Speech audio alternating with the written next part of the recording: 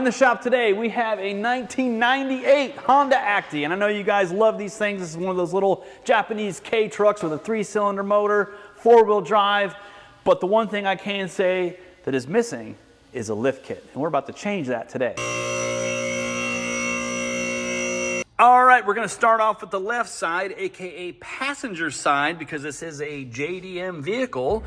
Super easy, lift the seat up just like so, and there's your strut bolts. So 3 bolts, and then the entire unit drops out from underneath. So we're gonna grab this center nut off of here. There you go, super easy, barely an inconvenience. And then we'll grab the bolt out of the brake line right here. Now we're gonna grab the pinch bolt, is what that's called, off of the strut that holds the strut to the steering knuckle. Oop, I'm doing this in awkward position here. Bear with me, there we go. Okay, now we're gonna make sure the axle is loose. It is. Gotta love a rust-free vehicle. And then we're gonna kind of give her a little bit of love here, love tap, so to speak, and drop this down. Just like that. There we go, look at that. Now, we wanna be very careful with this axle shaft. You don't wanna let it pull out of the socket on the inside. That's why we disconnect this nut here, so that it doesn't pull the axle out. Now, we're gonna drop this off, put the spacer in, and slam this whole shooting match right back together. I'm gonna just put slightly back on there so it doesn't fall. One hand on the camera. Okay. There we go. All right, I'm gonna put you down for a second. There we go. Look at that. All right, I wanna point out something very important, and that is that the HRG lift kit is designed to account for camber and caster.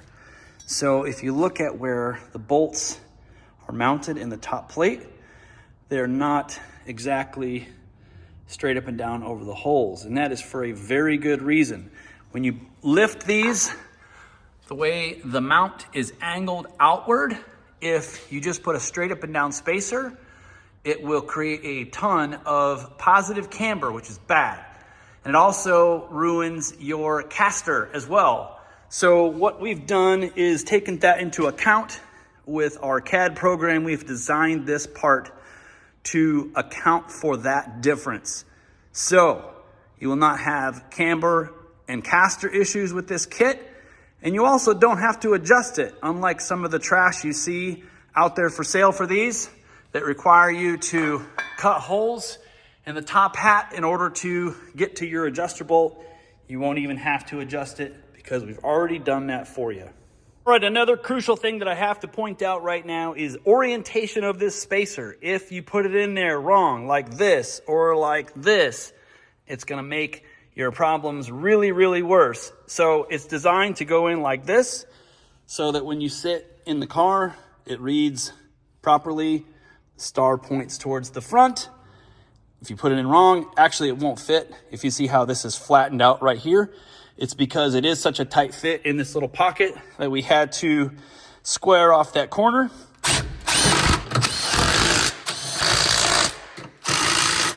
Okay, if you've done this properly, it will fit perfectly, no problems whatsoever. And if you've done this wrong, you need to go back, take it all apart, fix it, and possibly quit your job as a mechanic and go back to your old job as a wire tangler at a Christmas tree light factory. All right, now that the spacer and the strut are bolted back in, I'm gonna put back in the pinch bolt here. We're gonna put back on the main axle nut right there, and the brake line bolt right there, which I cannot do left-handed. All right, one last thing, we did add a brake line relocation bracket, so that's gonna give you just a little bit more slack on the brake line. Now, the only time that there is going to be any sort of tension on this line is if this wheel is completely in the air. In other words, no weight on this wheel, and your hard right-hand steering lock. At that point, this brake line gets a little bit, as you can see, a little bit tight, but that is the only scenario, and that is the best we can do because this part can't be pulled that way anymore, and this part can't be pulled that way anymore. All right, on the driver's side is a little bit more complicated as we listen to the song of our people. Let me just kill that. I know y'all are thankful for that. Okay, now, 2 bolts in the front of the seat, which I've already taken out. One here and one right there. And then in the back, you've got another set of bolts, which we're gonna slide the seat forward. And as you can see, when you slide the seat track forward, there's access to these 2 bolts here, which I've already taken out. So basically 4 bolts. Entire seat pops out. We're gonna get that out of the way. Now this looks like you won't be able to access this nut right here, but this whole beam right here just moves out of the way. If you just push it like that, push it over, and then you can get to that nut. No worries. So we're gonna take the driver's side, AKA right-hand side, apart to do the same thing we did on the left. You got the one 12mm bolt holding the brake line on. Then you've got the main nut holding the axle on. And then there is a 14mm bolt right there. So we're gonna leave that right there for just a second while we disconnect the bolts at the top. One clip I forgot to show was that you do have to modify this bar just a little bit. We had to cut a notch in it to be able to fit the new spacer in because the studs on the new spacer are just a little bit taller than the originals. So it's not a big deal really. You can't really even see it, but there is a notch right here in the back. I'll show a photo right here in the video of what we had to do. I gotta say the Honda Acty has gotta be one of the easiest vehicles that we've ever worked on here in the shop. The rear suspension is nothing but this shackle right here. It is 2 nuts. That's all that holds it on. So you're gonna take 2 nuts off on either side on the rear leaf connection. I've already got one of them off. Take this one off. And we're gonna pull this out. Now this is the new lift kit from HRG. This is basically just a extended shackle. And I know this looks really long, and it is, but that is because the pivot point here, between there and there, this being a 3-inch drop, gives it 1.5 inches of lift. It's amazing how that works, but I'm just impressed at how that fits across the tire like that. That was not planned. You're gonna take these out,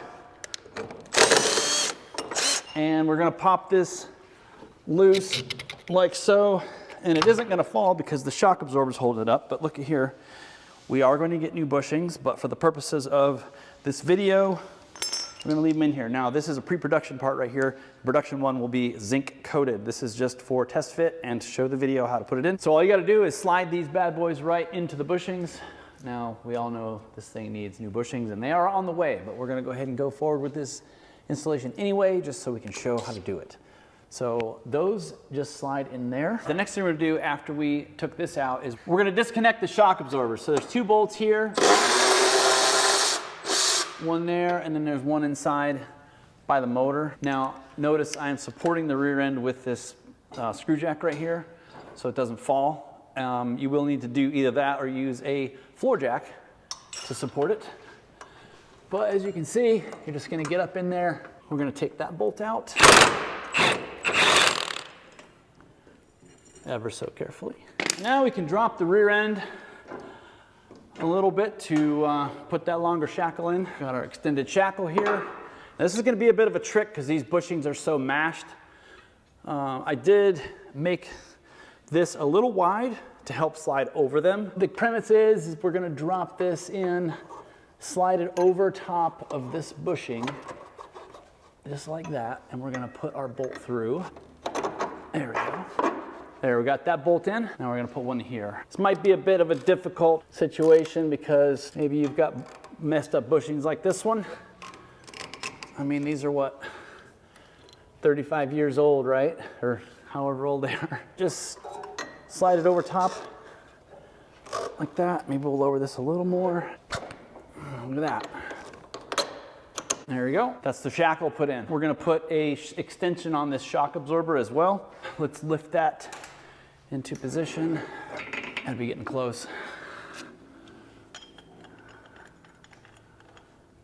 There it is. Okay. And then we're gonna put another one on that top side, which might be a bit of a headache. All right, now this bolt is going to be a little bit of a pain in the ding-a-ling, so I'm going to just show you what I'm doing to get it in there. Basically, you can barely get your hand in there, so I'm going to use like an extension just to get up in there. As you can see, it goes right there, so we're going to try to get it in there. Got the bolt through. Now we just have to thread it in. That wasn't too bad. Took a little extra work, but I was able to get it in there fairly easily. Just gonna tighten them up. There's the shock extension done. And I mean, basically that's it. I gotta put these two nuts on. That's the last step on this, the rear lift. And then just repeat it on this side. You can see I've already started, but that took, I don't know, maybe 15 minutes. 15 minutes, so super easy on the back. So it is exactly the same procedure on the, well, this is not the passenger side, this is actually the driver's side. So let's say right side of the vehicle. Right, she is on the ground and looking amazing. That extra 1.5 inches really does make quite a significant difference. Now, if you have just done this install and you're looking at those front wheels, they do still have positive camber, but I don't want you to freak out because basically when you drop it off the lift, the suspension geometry is still holding the wheel inward a little bit. When we roll the vehicle back and forth a little bit, it's gonna fall right into position. I'll show you what I mean. So we're gonna turn on the Song of Our People again. And then basically what we'll do is just roll this bad boy back and forth just a little bit. And you can hear the tires and wheels settle out a little bit. We're just rolling it back and forth, listening to the music. So now that we have it on the ground, you can see that the camber is pretty much perfect. In fact, it did come out perfect. Everything on the alignment is in the green. We did have this professionally done. Now, if you have done this kit, you can get the alignment done on a Hunter alignment machine. They do actually have the specs for the Acty, which is pretty cool. So nothing to worry about there. But I just want to step back so you guys can just take in the magnificence. Look at this thing. What a little beast. I do love these things. I really wish I could own one. This is one of our employees' trucks, and he uses it to carry a jet ski. Super cool.